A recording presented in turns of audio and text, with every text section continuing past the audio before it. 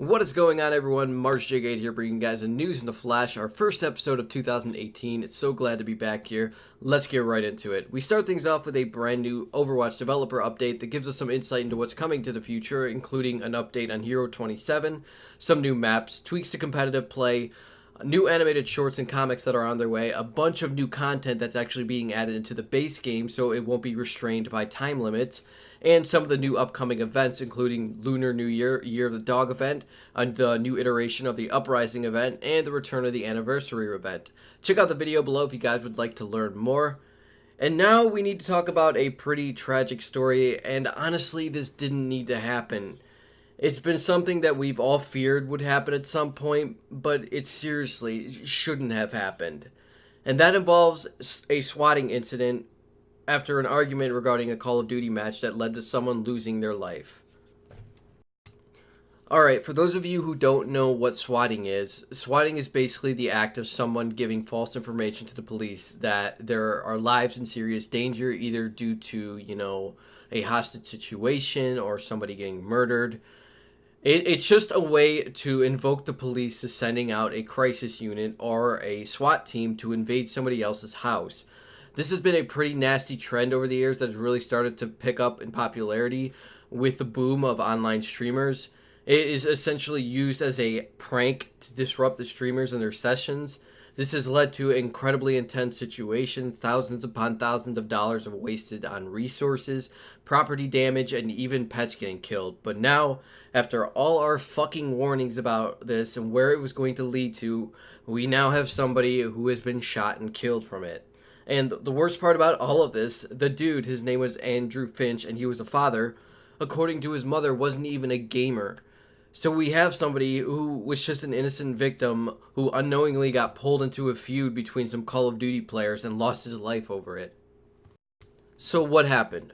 Well, the players known as Miracle and Vaporizer got into an argument following a loss on a wager-based match on Search and Destroy in Call of Duty. And keep in mind, the wager size was the insane amount of $1.50.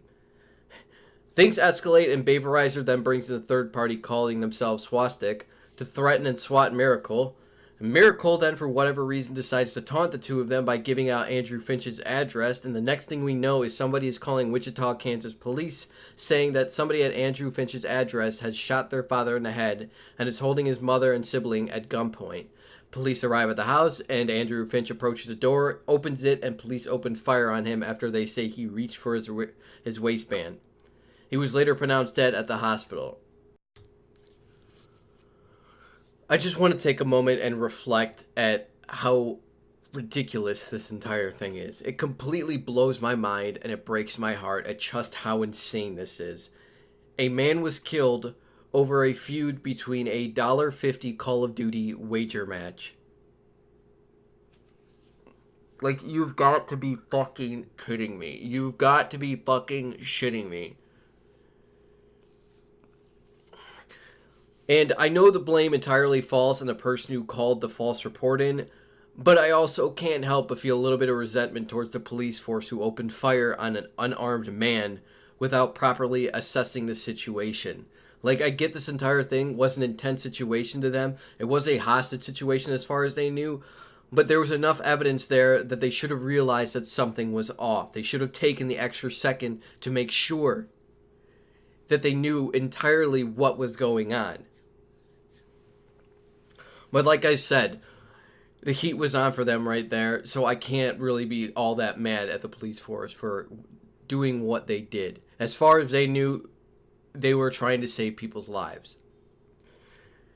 That being said, there is a little bit of a silver lining out of all of this, and as it has been reported that Los Angeles police have arrested 25-year-old Tyler Barris as a suspect. He allegedly made the false report and gave authorities Andrew Finch's address, and he does have a track record of this. In 2016, he was arrested on making false bomb threats, and I think he was sentenced to 2 years, but then got out in January. But I seriously do hope that the people involved in all this are brought to justice, though. I leave a bunch of links below for you guys if you would like to learn more, and I would love to hear what your guys' thoughts and opinions on this are. As always, my thoughts and prayers go out to the family. This is a shitty way to kick things off in 2018, but I do hope that you guys find justice.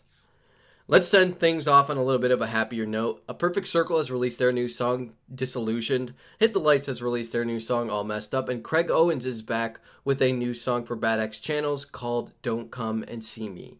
Check those all out down below. And thank you all for joining me for this episode. Feel free to leave a like if you guys enjoyed it. Dislike if you didn't. Subscribe if you want more. And I will see you all on the next one. Mars out. And no, I am not making a video about Logan Paul finding a corpse in Japan and making a video out of it. The dude's a fucking idiot. What do you expect?